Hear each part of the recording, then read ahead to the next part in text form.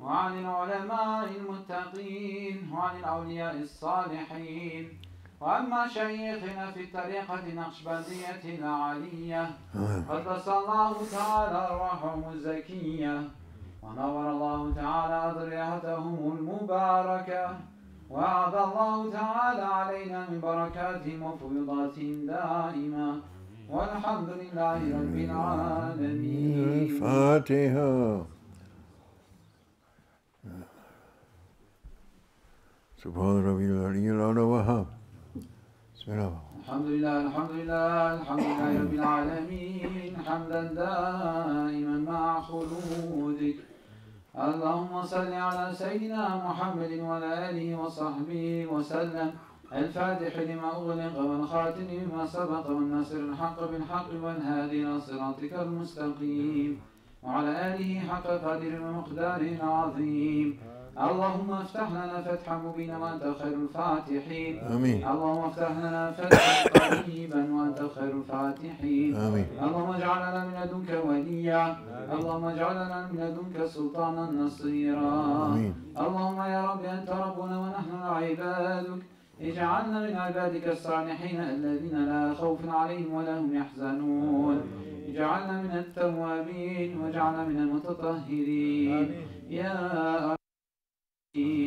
يا رجع السائلين يا نصير المسلمين يا نصير المسلمين يا الله.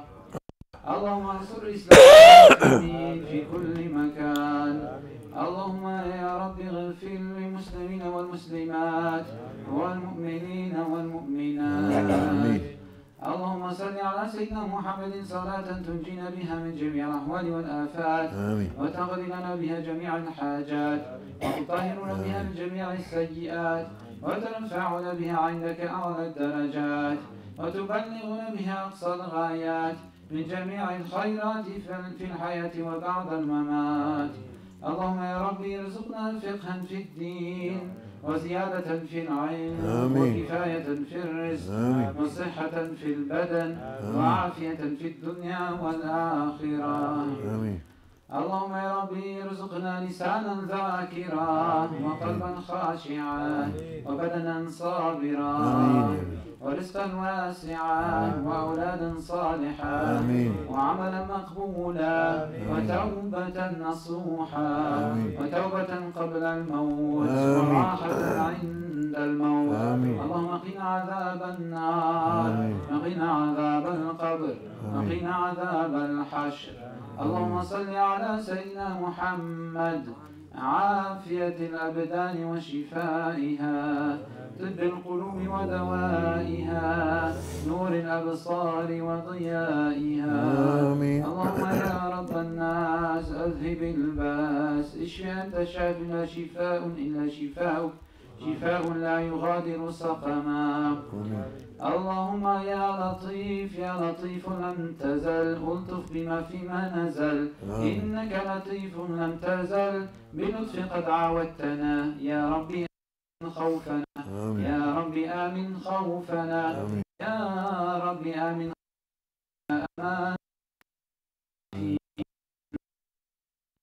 اللهم يا ربي خلينا مع الصالحين خاصة مع شيخنا الشيخ محمد علي الرباني. خلينا معه يا الله وخلينا مع مهدي عليه السلام أيده الله أجابنا الله شرفه الله أجابنا الله أظهره الله أجابنا الله. وخلينا مع عيسى عليه السلام بجاه من أرسلت عليه سورة الفاتحة.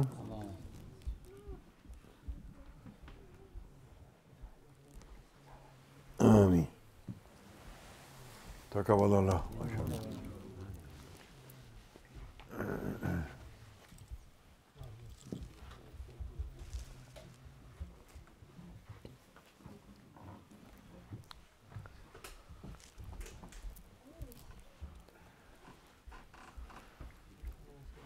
ما شاء الله.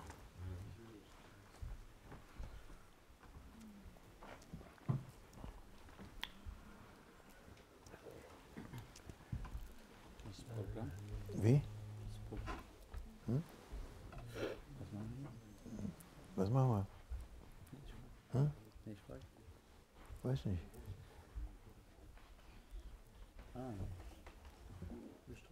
Hm? Ach so. Haben wir das hier? Hä? Nicht heute. Nicht heute? Okay, morgen, inshallah. Wir gucken. Wir reden. Anyone has a question? Jemand eine Frage, was auf dem Herzen?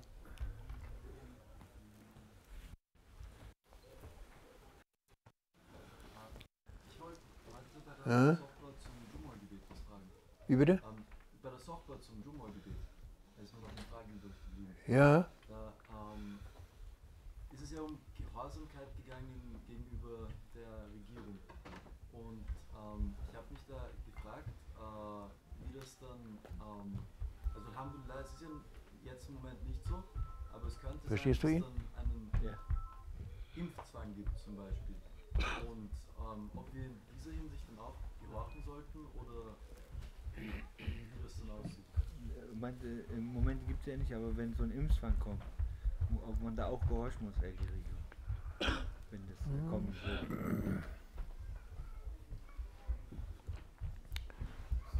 würde. Er fragt, wir hatten heute Mittag nach dem Jumma die Sohbat über die Atiullah, Atiullah Rasul oder Uli Amri Minkum, ne? Darum ging es. Und dann hat Maulana Sheikh Mehmet gesagt, dass eben Ulu Amri Minkum ist eben auch die Regierung. Die jeweilige Regierung, die hat Autorität, Befehle zu geben. Und ob man der gehorchen soll, er hat gesagt, der muss man gehorchen. Ein Muslim hat den Befehl, also das wird so gesagt von den Kennern und von den Gelehrten und von den Sheikhs, dass die Regierung dazu gehört, zu Ulu Amri Minkum. Das heißt, du musst ihn gehorchen. Wenn die sagen, impfen, der Impfzwang zum Beispiel, wenn der kommt, dann musst du denen irgendwie gehorchen. Ist natürlich nicht verboten, Wege zu suchen, wie man dem irgendwie auswandern zum Beispiel oder ich weiß nicht was. Ja.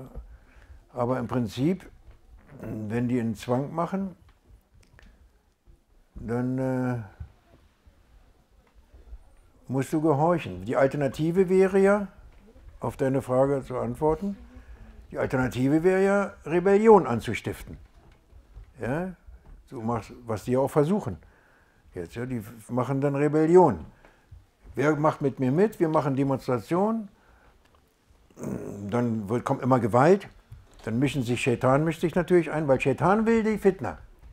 Der will erstmal die Fitna. Ja. Weil Sheikh Mohammed hat ja klare Anweisungen gegeben. Er sagt, wenn du es vermeiden kannst, vermeide. Wenn du es nicht vermeiden kannst, gib Sadaka und lass dich halt impfen. Weil es kann nicht sein, dass Allah subhanahu wa ta'ala sagt,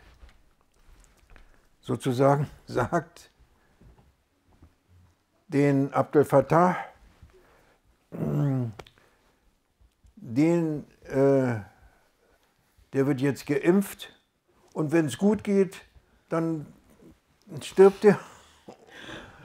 Oder wenn es gut geht, dann stirbt er nicht, sagen wir mal. Ja, das ist ja bei Allah gleich.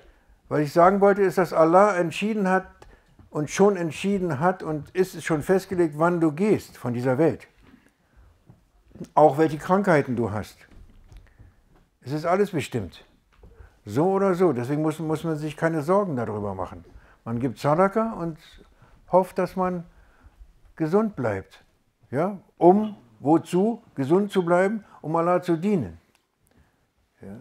Das ist die Einstellung, die man haben muss. Ja?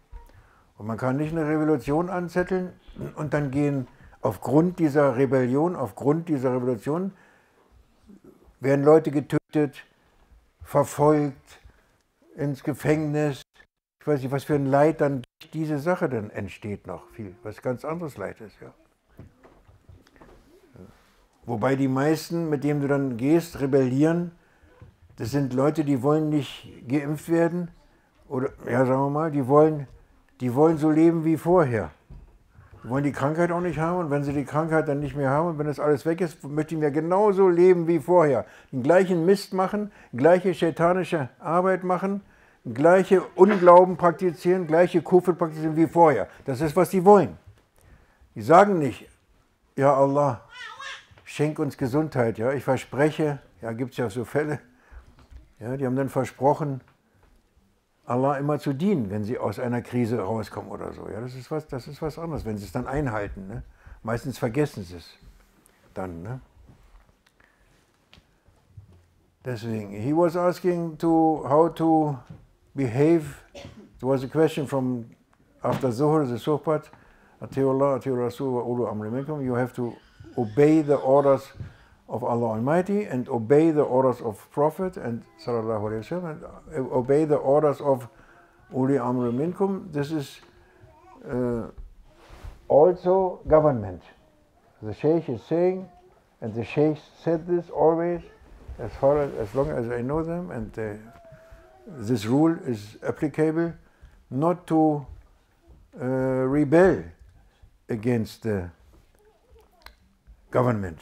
And then he was asking especially for vaccination, for instance, as an example, yes, when they make it wie sagt man, Pflicht, a law, you have to do it. Yeah, what shall you do? Shall you make rebellion against it? Or no, you must obey. You must obey. Let's think about it. If you don't obey, that is, first of all, you don't follow the order of Allah. If you're not obeying, you are against Allah. Or not? Abdul Fattah. Is it true?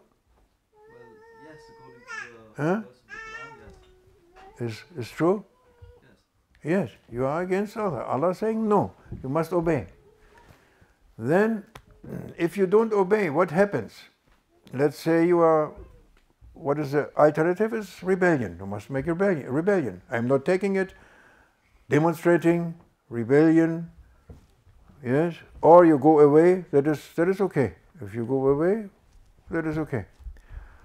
Yeah, but if you make, the other one is rebellion. If you make rebellion, it is not right. Because you increase the sufferings of the people. You increase it. It is coming much more. It's much more. Because you have no chance against this shaitanic power. You have no chance. You cannot do, and you must be with the people so that you avoid more suffering, more torture, more this, you see. It is an easy example, but you have to basically obey. People, they know this. I was in Syria 5 years, and that was the time of the Ikhwani Muslimin. I said this example today. Oh yeah, today. And it was a very big example of this case, you know.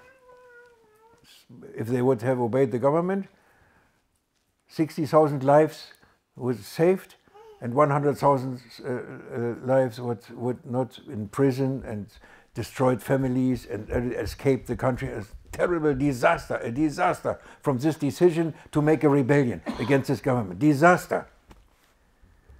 Big disaster. Yeah, you can't do this. You have the responsibility. Yes. Then Sheikh Muhammad was saying, in the beginning he was saying, if they make it a law, then you can say to the government also, you can say something. It's not that you can say, you can say to them, give me a piece of paper that you are taking responsibility. If you make it a law, they must haften. Be liable. Huh? They must be liability. Liable. They are liars? Liable. Sorry, liable. They must be liable.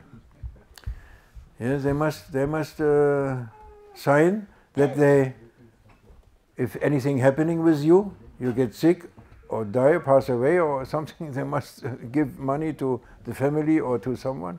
They have to, if they make it a law, of course, they must be someone.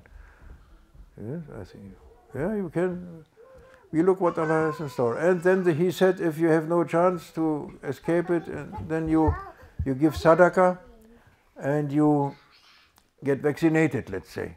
Yes, because Allah protects you. No one else can protect you but Allah Almighty. And when you are passing away from this world through this, then it is written. It is written with the will of Allah. Then it is meant. If it's not meant, you can have 10 vaccinations, you will not go if Allah doesn't want you to go now. It is written. We have to, by these things, these are all situations, difficult situations, pressure, under pressure, we are under pressure. This, all these things are there to increase our belief, to be more, to be strong in our belief. You know? Alle diese Dinge sind dafür da, dass wir unter Druck sind oder dass irgendeiner individuell unter Druck ist oder kollektiv unter Druck, egal wie, ist immer dafür da, den Glauben zu stärken. Und du findest immer die Antwort bei Allah und immer die Antwort im Islam und immer die Antwort bei dem Sheikh. Du findest immer die Antwort. Und es ist dazu da, den Glauben zu stärken. Dass dich nichts, einen starken Glauben hast, wer soll dir irgendwas, oder? Wer soll das mit dir machen? Du hast damit sowieso nichts zu tun.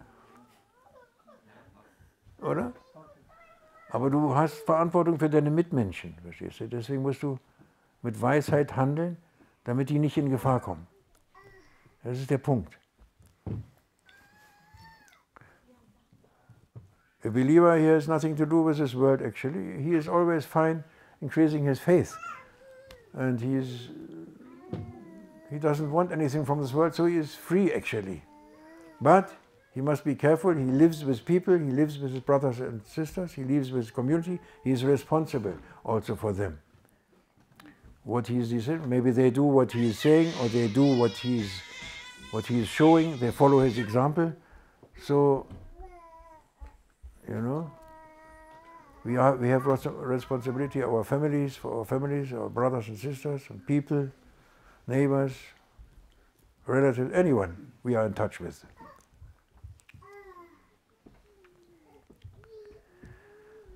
Then you give sadaqah. If you cannot avoid it, you give sadaqah and you get vaccinated.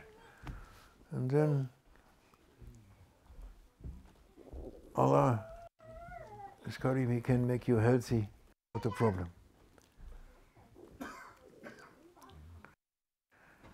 Ja, ist deine Frage beantwortet, Abdul Fattah? Okay.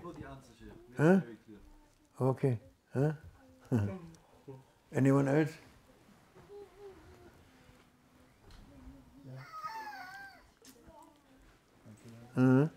Abdul Razak? Sie sagten das gerade mit den Leiern. Ich meine, mein Problem im Herzen ist so, dass ich sehe, dass die Herrschaften von unserer Regierung Lügner sind. Wie bitte? Dass sie Lügner sind. Ja. Dass sie sich selbst widersprechen, dass sie für Konzerne sprechen, die überhaupt nicht mit uns was im Sinne haben. Ja. Oder dass sie uns hunderte gute Mittel geben könnten. Ja. Und das überhaupt nicht erwähnt wird. Ja. Und ich dann sage, das stimmt alles nicht, was sie mir anbieten. Richtig. Ich bin völlig entfernt davon, das zu machen, was sie mir anbieten. Ja, richtig. Und auch für meine Leute oder was. Ich bin dann. So richtig. Abdul Razak sagt, Sheikh Abdul Razak, er sagt, ja, dass er sieht, dass die Leute, die uns regieren und die das ganze Ding steuern, alle lügen. Lügen und nicht das tun, was sie tun könnten für uns und für die Menschen und für die Gesundheit. Zum Beispiel bestimmte Medizin zulassen, es kommt immer wieder was Neues, ja, das lehnen sie alles ab und so weiter. Und sie sind Lügner und sie wollen nicht unser Gutes und sie sind mit den Konzernen zusammen, die Geld verdienen und so weiter. Das stimmt alles. Das stimmt alles. Und ich sage, trotzdem musst du denen gehorchen. Da waren wir immer beim Mufti, immer im Juma, beim Mufti Ahmed Kaftaro. Allah Rahamu. Ahmed Kaftaro war noch ein Spanisch auch, und der war der Großmufti von Syrien seiner Zeit, als wir da waren. Da sind wir immer zum Juma gegangen, haben in seinem Salon gesessen und da gab es immer Audienz bei dem, vor dem Juma. War immer lustig. Haben wir mal Kaffee gekriegt, einen grünen Kaffee. Und dann wurden wir ganz aufgeregt und so. Und dann haben so verschiedene Leute gefunden, ganz unterschiedliche Leute auch zu dem. Und da war so ein Beduine. Und dann haben sie so diskutiert so ein bisschen und dann höre ich auf einmal, da sagt er, da war schon bekannt, dass die Regierung, also das ist Waisenknaben, unsere Regierung, was die angestellt haben da in Syrien. Ja, ich meine, die haben natürlich nicht umsonst angefangen, die Rebellion, das war jetzt nicht ohne Grund. Also die sind richtig. Ja. Und dann sagt er zum Mufti, der Beduine, Ida Hukuma, ja cool, Dalun Amun, noch cool, Dalun Amun. Wenn die Regierung sagt bei der Fatiha, anstatt Dalin Amin, Dalun Amun, dann sagen wir auch Dalun Amun, sagt der Beduine. War sehr interessant, das zeigt, und der Mufti hat immer mit der Regierung mitgemacht und das war unser Schutz. Deswegen bin ich aus dem Gefängnis gekommen, weil der mit der Regierung ist. Zum Beispiel, nochmal. Der hat mit den Präsidenten in ein Horn getutet, verstehst du? Aber jeder wusste Bescheid, was im Herzen abging. Aber der hat immer schön Mainstream, hat seine ganzen Leute geschützt. Hat die alle geschützt. Wenn er die nicht geschützt hätte, die wären alle irgendwo gelandet, sagt er. Ich weiß nicht wo. Verstehst du, das wissen wir. Wir wissen, wie es ist und trotzdem ist es so, du musst, weil du hast ja keine Möglichkeit. Ja, du kannst auswandern. Auswandern ist von Scharia her, wird wichtig, wenn die Regierung verbietet, dir zu beten. Dann ist für den Muslim Zeit, die Kurve zu kratzen sozusagen, auszuwandern. Ja. Solange die dich beten lassen, kannst du dich irgendwie arrangieren. Solange man noch so sich raustricksen kann, ist doch erlaubt, oder? Wie? Solange man sich so raustricksen kann. Ja, du kannst auch tricksen, so viel, wenn es geht, klar. Ja, bis es nicht mehr geht halt, so dieses Ding. Kannst du auch, klar, natürlich. Man eh nichts mehr zu verlieren. Ja, natürlich, macht man ja, klar, machen ja alle, ganze Bevölkerung. Ja. Wo der Sheikh dagegen ist und was nichts bringt, das ist ganz klar, Demonstration, hat auch Sheikh Nasim immer gesagt. Ja. Die ganze Zeit, wo die Ägypter auf die Straße gegangen sind, da in der Zeit, da ist alles Quatsch. Alles Quatsch. Das hat noch mehr Leid gegeben. Noch mehr. Das war auch initiiert, das war ja. organisiert von... Ja, das merken die Leute nicht. Aber die Demos laufen ja hier noch alle friedlich ab. Wie? Die Demos laufen ja hier friedlich ab bis jetzt, Gott sei Dank. Manche. So. Gibt auch schon Gewalt, aber. Na, das wird initiiert. Ich habe das auch erlebt, dass die dann einfach das spielen oder einen Provokant reinschmeißen und dann ist gleich was los. Die wollen das ja, die wollen, dass es knallt. Das ist ja noch, spielt ihnen ja in die Hände. Ja, genau.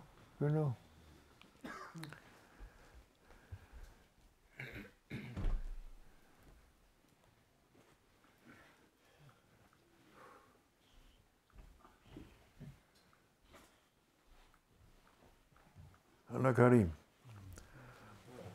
Man möge unseren Glauben stärken, ja. Wir sollen das benutzen, die Situation muss man benutzen, um seinen Glauben zu stärken. Das ist dazu da. Ja. Der Prophet hat gesagt, sallallahu alaihi wasallam, in der Endzeit ist besser auf dem Berg zu leben, Siehst du? Und Schafe zu hüten. Gibt es eine Hadith. Ja, in der Endzeit ist es besser für den Gläubigen auf dem Berg irgendwo und da Schafe hüten oder Ziegen hüten oder irgendwas. Ja, weil das heißt, sich zurückzuziehen sozusagen. Ja, wenn du jetzt keinen Berg hast, nicht jeder hat einen Berg und Schafe und Ziegen, ja, dann hier ist auch ein Berg hier drin. Verstehst du? Und eines der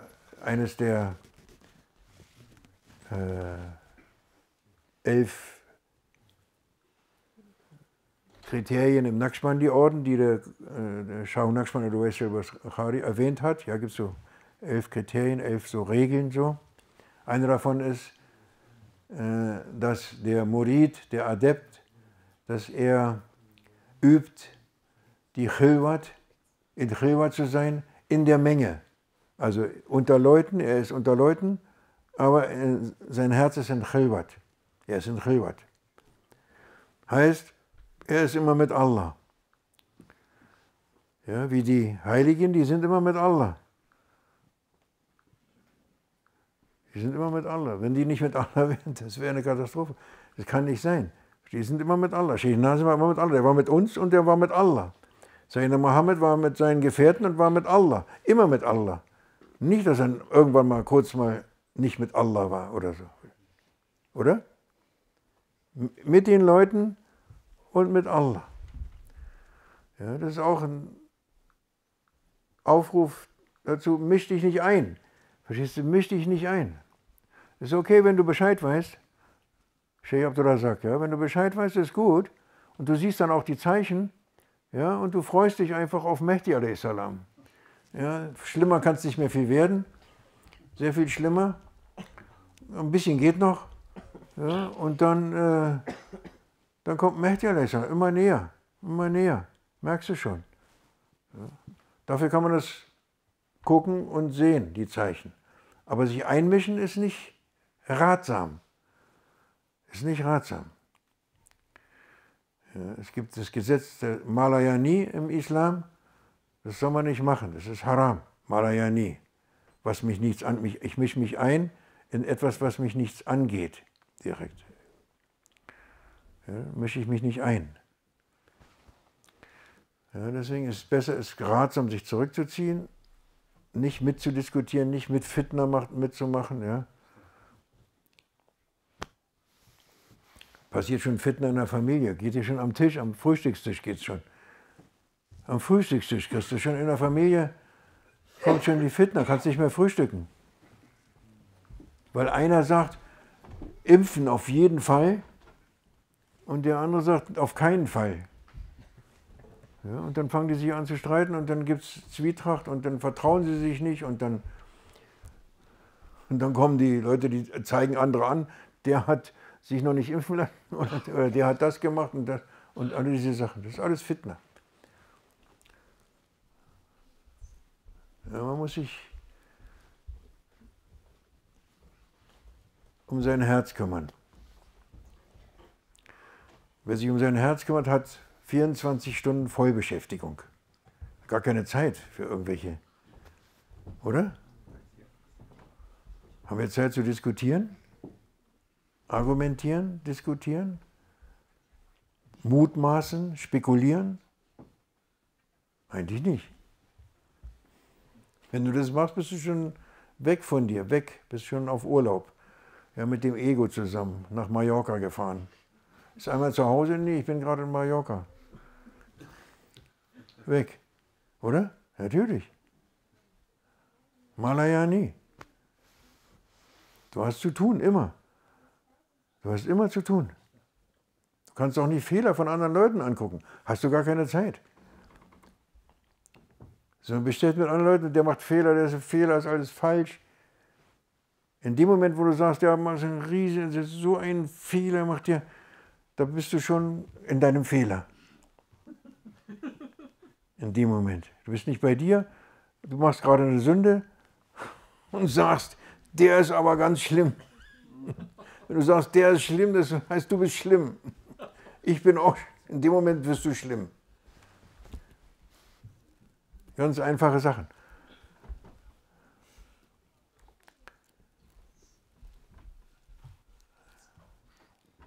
We have to try to be with our busyness, with our heart.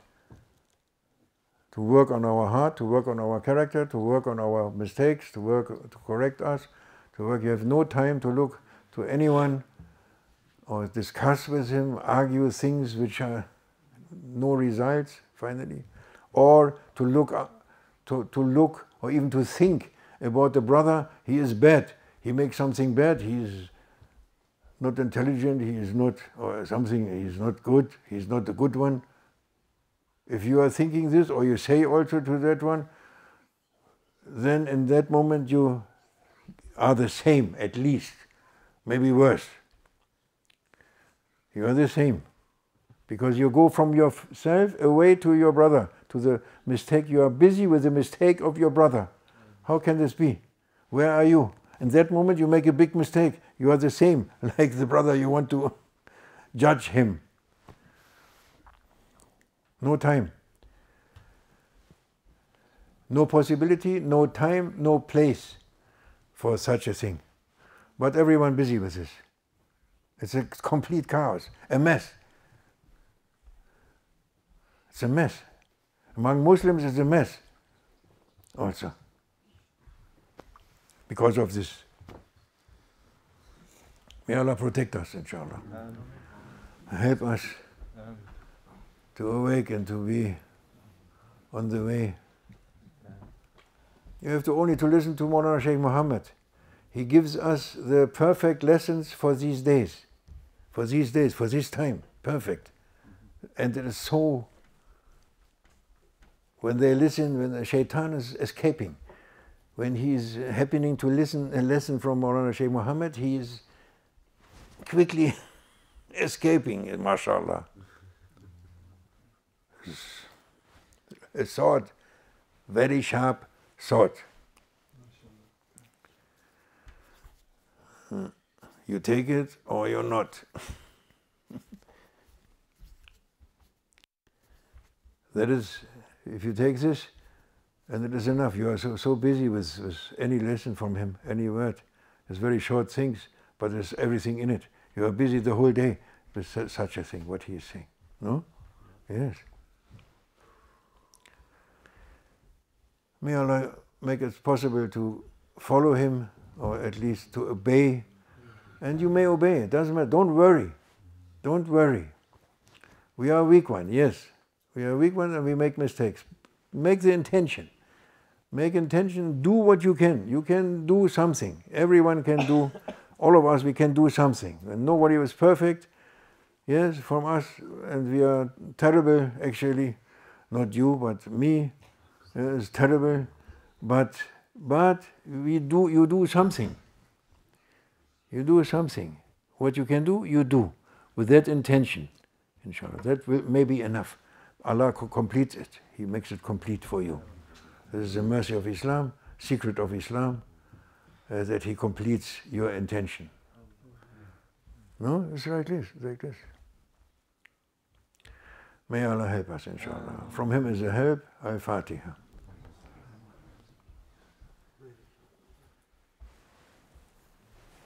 Ameen.